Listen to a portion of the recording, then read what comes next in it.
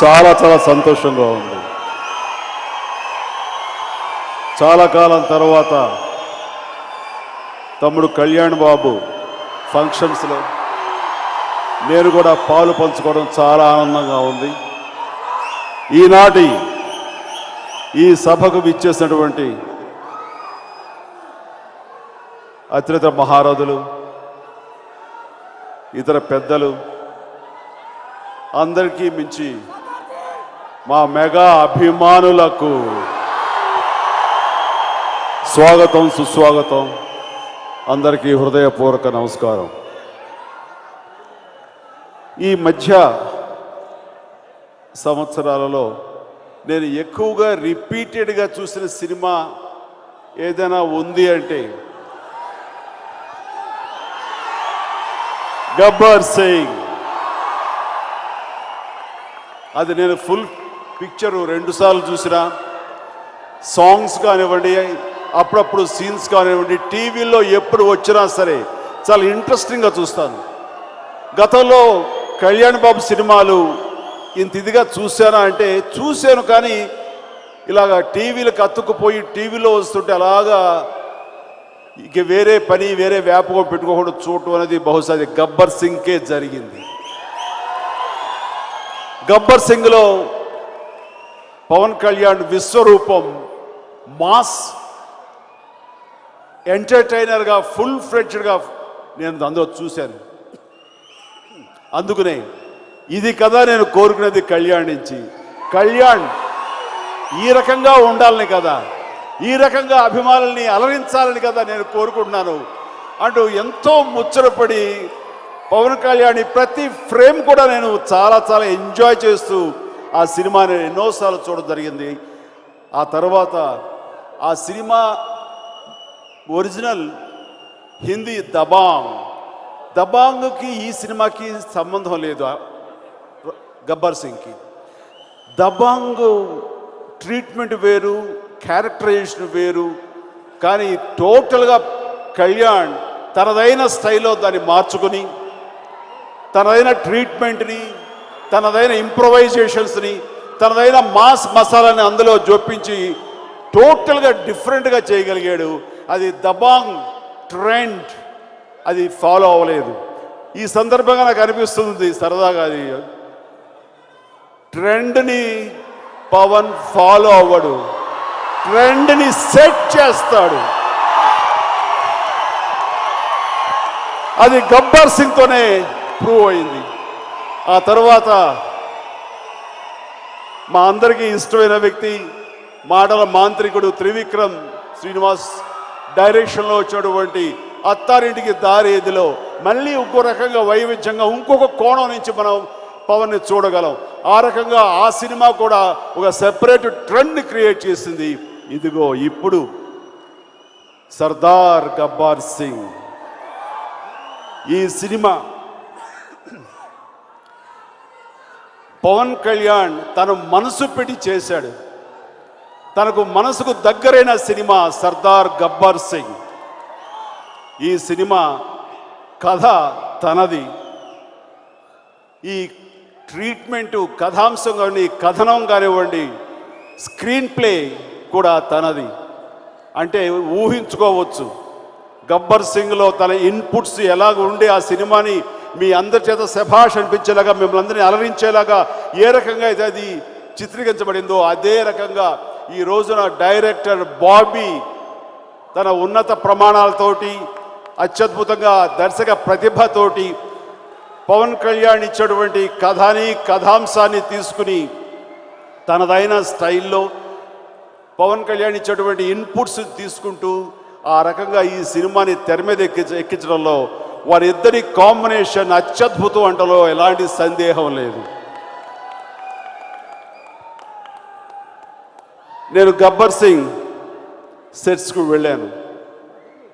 చూస్తే చాలా different atmosphere, చాలా కొత్తగా ఉంది. చూస్తుంటే నాకు రాంపూర్ అనే ఒక ఊహాజనితమైనటువంటి ఒక గ్రామాన్ని నెలకొల్పి షోలే అని ఆ రోజులో తీశారు. షోలే ఎలాంటి సినిమా, ఎలాంటి రికార్డ్స్ని క్రియేట్ చేస్తున్న వరల్డ్ వైడ్గా అనేది ప్రత్యేకించి చెప్పనక్కర్లేదు. ఈ రోజున అదే రకమైన ఫీలింగ్ నాకు రతన్పూర్ అనే సెట్ వేసి ఈ సర్దార్ గబ్బర్ సింగ్లో వాళ్ళు తీస్తున్న విధానం చూస్తుంటే కనుక ఖచ్చితంగా ఇది మరొక షోలే అవుతుందంటలో ఎలాంటి సందేహం లేదు.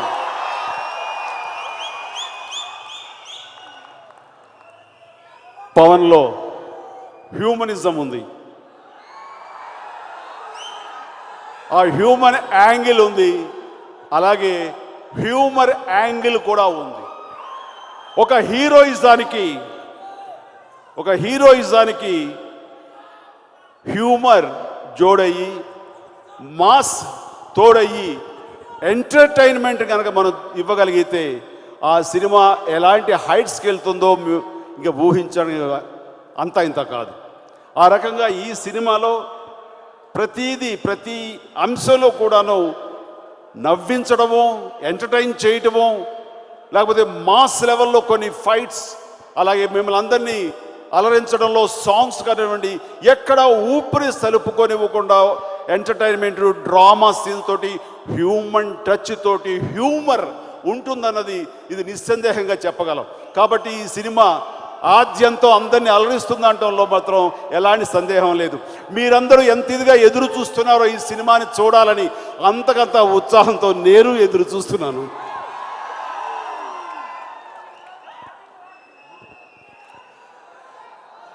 కళ్యాణ్ చిన్నతనంలో ఒక విషయం చెప్పాలి. తను అప్పుడు ఇంకా ఫ్యూచర్ ఏమిటది డిసైడ్ చేసుకునేటటువంటి సందర్భంలో నా దగ్గరికి వాళ్ళ వదిన నేను కూర్చుంటే వచ్చాడు. నెక్స్ట్ ఏం చేయాలి, ఏ ఫీల్డ్, ఏ వైపు నేను వెళ్ళాలి అనే దాని మీద చిన్న సందిగ్ధంలో ఉన్నాను.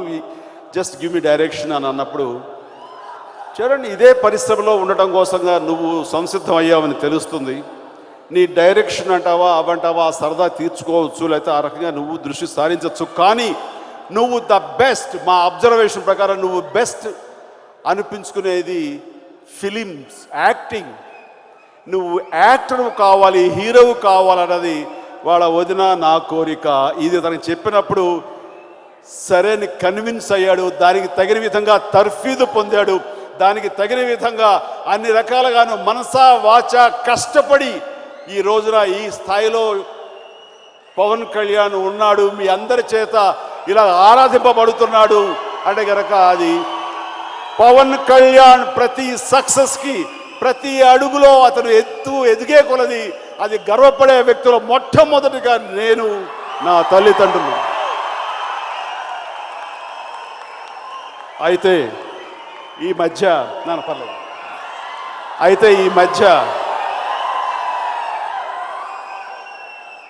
ఒక వార్త విన్నాను, చదివాను.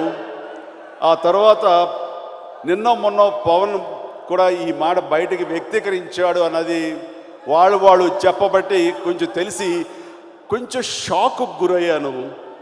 ఇది సబబు కాదు అని నా మనసుకు అనిపించింది. 2-3 సినిమాల తరువాత భవిష్యత్తు ఇంకా నిర్ణయించుకోలేదు.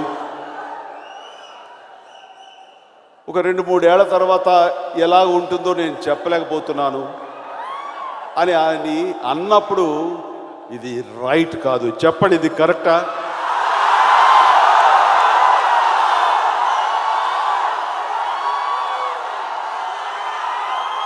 కరెక్ట్, ఇది కరెక్ట్ కాదు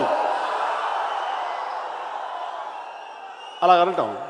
చిన్నప్పుడు ఆ సలహా ఇచ్చి ఈ రోజున పవన్ ఈ స్థాయిలో ఉండటానికి ఒక మాటగా నేను నా సలహా సంప్రదింపులు ఈ రోజున దోహదపడ్డాయి. కానీ అదే రకంగా, అదే అన్నయ్యగా, అదే నా తమ్ముడికి ఈ రోజున మీ అందరి సమక్షంలో మరొక సలహా ఇస్తున్నాను. నువ్వు ఏ రంగంలో అయినా సరే నీ ఇంట్రెస్ట్ చోట నువ్వు రాణిస్తావు. ఖచ్చితంగా దానిలో కూడా నువ్వు హైట్స్కు వెళతావు. అంత మాత్రం చేత ఇంతమందిని ఆనందింపజేసే ఈ రంగాన్ని మాత్రం దూరం చేసుకోవద్దు. నీ కెపాసిటీ నీకంటే వీళ్ళందరికీ బాగా తెలుసు. నువ్వు జోడు గుర్రాల మీద స్వారీ చేసే కెపాసిటీ నీకున్నది. ఈ రంగంలోనూ రాణించాలి. నువ్వు ఎన్నుకున్న మరో రంగంలో కూడా నువ్వు రాణించాలి. అంతకంటే ఈ సందర్భంగా నేను మరొకటి సూచన నీకు ఇవ్వటం లేదు, సలహా నీకు ఇస్తున్నాను. ఇంతమందిని నువ్వు డిసప్పాయింట్ చెయ్యవని మాత్రం నేను అనుకుంటున్నాను.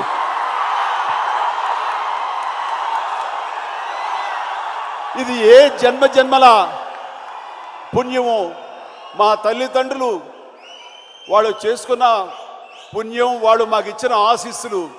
ఈ రోజున ఇంతమంది చేత అభిమానించబడుతున్నాము, ఇంతమంది ఆశీస్సులు, అభిమానాన్ని పొందగలుగుతున్నాము అంటే అది ఎన్నో జన్మల పుణ్యఫలం. అలాంటిది మన మనస్సు మరోవైపు లాగుతుంది కదా అని అటు వెళ్ళకూడదు అంటలేదు, అటు వెళ్ళాలి, హైట్స్ చూడాలి. But at the same time ఇంత మనస్సులు మాత్రం మనం నొప్పించకూడదు. వీళ్ళందరి కోరిక మేరకు మనం ఇందులో ఉండాలి. కాబట్టి అవకాశం ఉన్నంత వరకు జోడు గుర్రాల స్వారీ చెయ్యి, మీతో పాటు మేమంతా ఉంటామని మేము అంటున్నాం.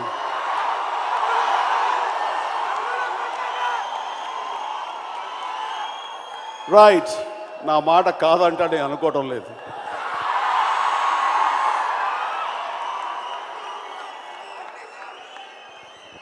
ఇక పవన్ కళ్యాణ్ ఈ సినిమాతోటి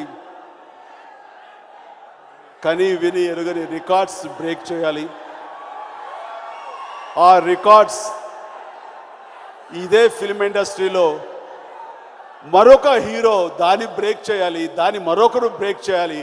ఇలాగా ఎంతో ఆరోగ్యకరమైనటువంటి పోటీ ఈ సినిమా పరిశ్రమలో అందరి మధ్య ఉంటే గనక సినిమా పరిశ్రమ బాగుపడుతుంది, సినిమా పరిశ్రమ మరింత అత్యున్నత స్థాయికి వెళుతుంది. ఈ రోజున బాహుబలి మన అంతర్జాతీయంగా మనకి ఖ్యాతిని తీసుకొచ్చింది. దాన్ని మించినటువంటి బిజినెస్, దాన్ని మించినటువంటి రికార్డ్స్ ఈ సినిమా పొందాలి. ఈ సినిమాని మించిన బిజినెస్, ఈ సినిమాని మించిన మరొక రికార్డ్స్, మరొక హీరో సినిమా కూడా క్రియేట్ చేయగలగాలి. ఇలాగా రికార్డ్స్ అనేది ఏ ఒక్కరి సొంతమో అవ్వకూడదు. రికార్డ్స్ అనేవి అందరి సొంతం అవ్వాలి. ప్రతి ఒక్కళ్ళు ఒకరిని మించిన ఒకరు ఒక ఆరోగ్యకరమైన పోటీ తత్వంలో ఈ ఇండస్ట్రీ ముందుకు వెళ్ళాలి. ఆ రకంగా అందరి హీరోల యొక్క సినిమాలు ఒకదాని మించి ఆడుతూ అందరూ పచ్చగా ఉండాలి, చల్లగా ఉండాలి. ఒక ఆరోగ్యకర వాతావరణంతో అందమైన పోటీతోటి ముందుకు సాగాలని కోరుకుంటూ, అలాంటి మనస్తత్వం, అలాంటి ఆలోచన ఉన్న పవన్ కళ్యాణ్ నిజంగా మనందరం గరించేలాగా తన ఆలోచనలు కానీ తన యొక్క ఆచరణ కానీ ఉంటాయి. అలాగే మరొకసారి సోదరుడు తమ్ముడు పవన్ కళ్యాణ్ని మనస్ఫూర్తిగా నా యొక్క శుభాకాంక్షలు ఈ సందర్భంగా తెలియజేస్తూ, సెట్స్కు వెళ్ళినప్పుడు బాబీ అప్పుడే నాకు పరిచయం అయ్యారు, డైరెక్టర్ బాబీ. ఆ తర్వాత అతను తెలిసిన తర్వాత ఇతను ఏం సినిమాలు చేశారని అడిగాను. పవర్ అనే సినిమా చేశారని. ఆ తర్వాత టీవీలో అనుకోకుండా సినిమా వచ్చింది, ఈ మధ్యనే వచ్చింది. సినిమా స్టార్ట్ చేసిన వాడిని ఇంకా ఆగకుండా లాస్ట్ వరకు చూస్తే వాట్ ఏ పవర్ఫుల్, ఆ పవర్ అన్న టైటిల్ తగ్గట్టుగా చాలా చక్కగా వెరీ ఇంట్రెస్టింగ్గా చేసుకురాగలిగాడు ఆయన. అంటే ఎంత టాలెంటెడ్ ఉంది, ఎంత టాలెంట్. అలాంటి టాలెంట్ని హంట్ చేసి వాళ్ళకి అవకాశం ఇవ్వడంలో పవన్ తన యొక్క చాకచక్యం చూపించగలిగాడు. అంటే అవతల మనిషి యొక్క టాలెంట్ గుర్తించడం అన్నది పవన్కున్న టాలెంట్. ఆ రకంగా బాబీకి ఇంత చక్కటి అవకాశం ఈ సినిమాకి రావడం అన్నది అది డెఫినెట్గా సినిమా రేపొద్దున నిరూపిస్తుంది. తనేమిటో నిరూపించుకుంటాడు ఈ సినిమా ద్వారా. ఆ సినిమా చూస్తుంటే అంత బాగుంది అనిపించింది. ఈ సినిమాలో కూడా పవన్ కళ్యాణ్ కమర్షియల్ ఎలిమెంట్స్ని ఏమాత్రం వదలేదనిపిస్తుంది.